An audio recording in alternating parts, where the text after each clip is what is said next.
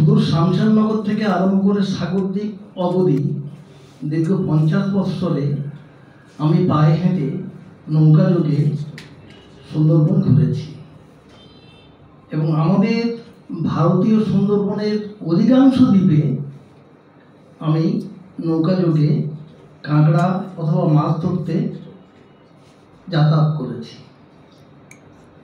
সবথেকে বড় জিনিস, সুন্দরবনের অনেক উন্নয়ন বর্তমানে হয়েছে, অস্বীকার করার উপায় নেই, কিন্তু একটা জিনিস, মানুষ যে দুর্দশার মধ্যে আছে, সুন্দরবনকে সঠিক মূল্যায়ন করতে গেলে, টিকিয়ে রাখতে গেলে আমার মনে হয়েছে পরিবেশ দূষণ সঙ্গে জনজীবনের যদি উন্নতি না করা যায় তাহলে সুন্দরবনকে টিকিয়ে রাখা অসম্ভব। এই জনজীবন বলতে আমি যেটা দেখেছি, শিক্ষা সচেতনতার জায়গাটা খুবই কম। 10-12 বৎসরের ছেলেরা তারা সংসারের কাণ্ডারি হয়, সেই সঙ্গে মায়েরা সংসার চালাতে ব্যস্ত হয়ে পড়ে। একটা বিষয় বললে আপনারা বুঝতে পারবেন, 2014 সালে ইয়েস ব্যাংকের একটা সমীক্ষা হয়েছিল আমাদের সুন্দরবনের 9টি ব্লকের উপর।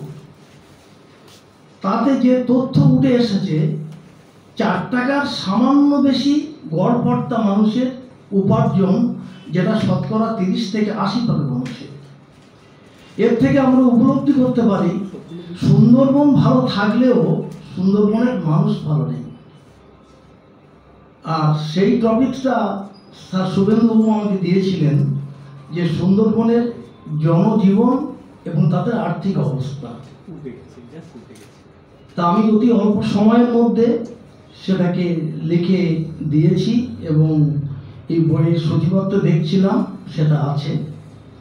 আশা করি আমরা বিষয়টা সবাই অবগত হব এবং আমাদের মাধ্যমে, এই পত্রিকার মাধ্যমে অন্তত রাজ্য সরকার, বন বিভাগ, যে চিকিৎসা, শিক্ষা এবং চিকিৎসা, এই দুটো বিষয় যদি সুন্দরবনের উপর গুরুত্ব দেওয়া হয়, আমার মনে হয় সাধারণ মানুষ ভালো থাকলে সুন্দরবনের বাঘ বাড়ানোর জন্য, হরিণ বাড়ানোর জন্য, সুন্দরবনের পরিবেশকে ভালো রাখতে গেলে স্বভাবতই ভালো থাকবে যদি মানুষ ভালো থাকে।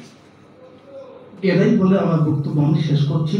সবাইকে অভিনন্দন, ভালো থাকবেন, আমার নমস্কার।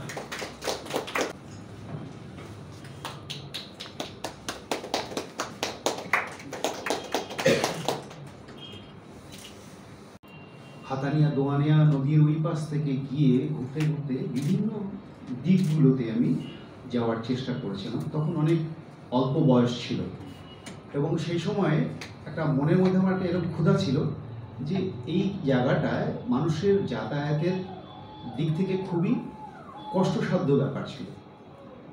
তো এই জায়গাটাতে গিয়ে যদি কিছু জানা যায়, কিছু যদি মানুষের সঙ্গে মিশে যদি তাদের ভেতরকার আবেগ, তাদের ভেতরকার ভাবনা চিন্তা, তাদের সংস্কৃতি কেমন হয়, এরকম করতে গিয়ে আমি একদিন রাত্রিবেলা, আমার মনে আছে, আমি একটা গ্রামে তখন রয়েছি। আমার ধারণা ছিল না যে বাঘের উৎপাত ওখানে এমন ধরনের হতে পারে। এক একটি বাঘের আয়তন প্রায় 10 ফিটের মতন হবে, কি তার চেয়ে বেশি হবে। একটা হরিণকে তাড়া করেছিল, সে জলের মধ্যে দিয়ে, নদীর পথ দিয়ে বেয়ে সে ছুটে প্রাণের ভয়ে গ্রামের মধ্যে আশ্রয় নিয়েছিল, কিন্তু সে বাঘটা কিন্তু ওইখান থেকে পেরিয়ে এসে তাকে ধরার জন্যে ছুটে এসেছিল। আমরা তখন ওখানে বসে একটা ওই গ্রাম্য গান যেগুলো গায় ওরা সাধারণত, সেই গানগুলো আমি তখন শুনছিলাম এবং জানবার চেষ্টা করছিলাম যে তাদের ভাষা বা তাদের ভাবনাটা কি, তারা কী ধরনের গানগুলো সাধারণত পছন্দ করে, তারা গায়, নিজেরা লেখেন। তাদের কিন্তু তেমন শিক্ষা কিছু নাই, ভেতর থেকে তাদের আসে এবং তারা সেভাবে লেখেন। আমরা তবুও ধরুন ওদের কাছে আসি কিছুটা জানবার আগ্রহ নিয়ে, কিন্তু ওদের হচ্ছে বিষয়টা স্বতঃস্ফূর্ত। তো এইরকম একটা অনুষ্ঠান আমি ওখানে থাকতে থাকতে দেখলাম যে তাদের যেন জীবনযাত্রার মধ্যে বাঘের সঙ্গে লড়াই করেই বাঁচা। এবং একটা গ্রাম সেই সময় আমি জেনেছিলাম যে বিধবা গ্রাম, মানে সেখানে বেশিরভাগ লোকই মধু সংগ্রহ করতে গিয়ে তারা জীবন মানে তাদের চলে গিয়েছে এবং তাদের স্ত্রী বা তাদের পুত্ররা তাদেরকে হারিয়ে তার স্বামীকে বা অর্থ উপায়ের মাধ্যমে যিনি আছেন তাকে হারিয়ে সেই গ্রামটা পুরোপুরি ওইভাবেই বেঁচে আছে। তো তখন খুব অবাক লেগেছিল যে এটা অদ্ভুত ব্যাপার। তো মানে এরকম কিন্তু প্রতি জেলাতে তার নিজস্ব আলাদা ধরনের সমস্ত সংস্কৃতি। তো সেই হিসাবে আমি একটা সুন্দরবনের যে বিষয় তাতে আমি সেই সময় যে গান সংগ্রহ করেছিলাম তার আমি একটু টুকরো একটু আপনাদের শোনাবার চেষ্টা করছি। যদি কোনো ত্রুটি হয়, আপনারা সুন্দরবনের মানুষ, যদি কিছু ত্রুটি হয় আপনারা নিজ গুণে সেটা মাফ করে দেবেন। তো আমি একটা জিনিস যেটা খেয়াল করেছিলাম যে পশ্চিমবাংলার দক্ষিণ 24 পরগনা সুন্দরবন অঞ্চলের লোকজীবনকে ভিত্তি করে বনবিবির কাহিনী গান প্রচলিত, মূলত সামাজিক প্রয়োজনে বনবিবির আবির্ভাব ঘটেছে। ব্যাঘ্র পরিবেষ্টিত সুন্দরবনের মানুষজনের বাঁচার তাগিদে এই লৌকিক দেবীর অধিষ্ঠানের প্রয়োজন বোধেই বনবিবির গান, একথা বলা চলে। সুন্দরবনের অধিষ্ঠাত্রী দেবীর নাম বনবিবি। সুন্দরবনে মোম ও মধু সংগ্রহ করতে যাওয়ার পূর্বে এই দেবীকে পূজা করতে হয়। সাথে সাথে গাওয়া হয় দেবীর আরাধনা ও মাহাত্ম্যমূলক গান। সেই গানগুলিকে বনবিবির গানও বলা হয়। এটা দক্ষিণ 24 পরগনার একটি বন্দনা গান, যেটা আমি মানে একটু শোনাবার চেষ্টা করছি। তো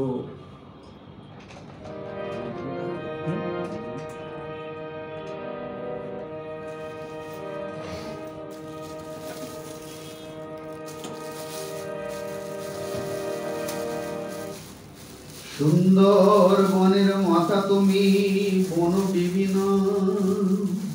পুঁজি মাগো তোমার চরণ, পুরো মানুষ দিনহীনে আমরা মাগো তোমারই সন্তান, সবাই মিলে গাই মাগো তোমারই গান।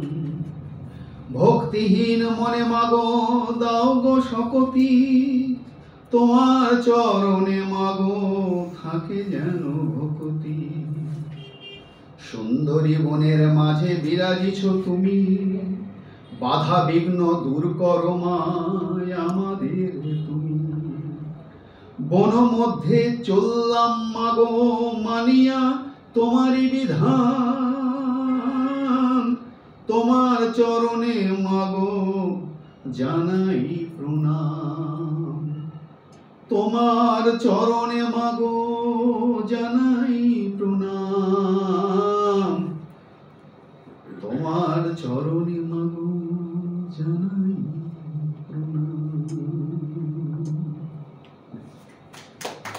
আরেকটি গান, এটা আমি টুকরো টুকরো মানে গাইবার চেষ্টা করছি। আরেকটি হচ্ছে সুন্দরবন সজদেখালি, দয়াপুর, সার্জেলিয়া অঞ্চলের একটি গান, শুনতে পাওয়া যায়।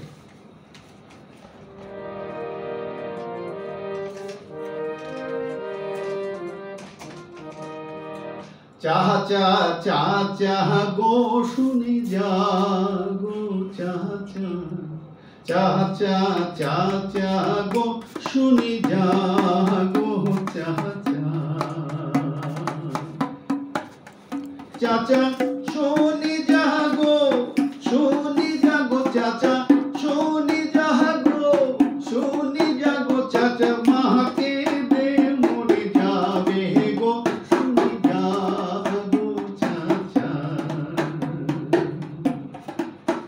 চাচা চাচা গো শুনি যা গো চাচা, চাচা চাচা গো শুনি যা গো চাচা। চাচা তোমরা